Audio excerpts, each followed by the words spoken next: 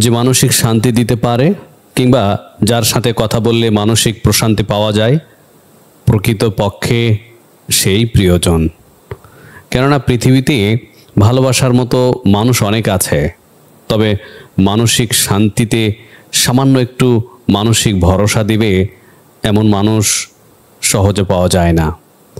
অসংখ্য বন্ধু, শুভাকাঙ্ক্ষী কিংবা পরিবারের সবাই পাশে থাকার পরেও যদি মানসিক ভরসা দেওয়ার মতো কেউ না থাকে, তবে শত শত বন্ধু বান্ধব, পরিবার পরিজন আর শুভাকাঙ্ক্ষী দিয়ে কী লাভ হবে?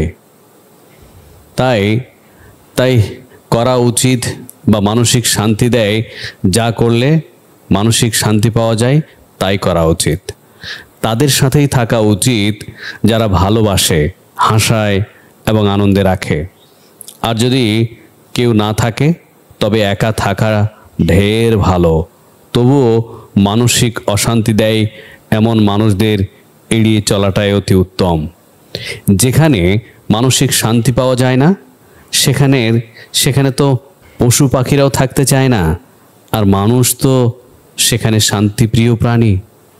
মানুষ আজকাল সুখের চাইতে মানসিক শান্তিটাই বেশি খোঁজে, আর তাই সুখী জীবন লাভের চাইতে শান্তিপূর্ণ জীবন লাভ করাটা বেশি জরুরি।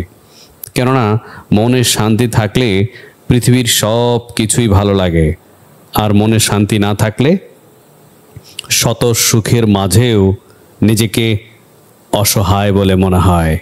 ফাহাদ মিয়া।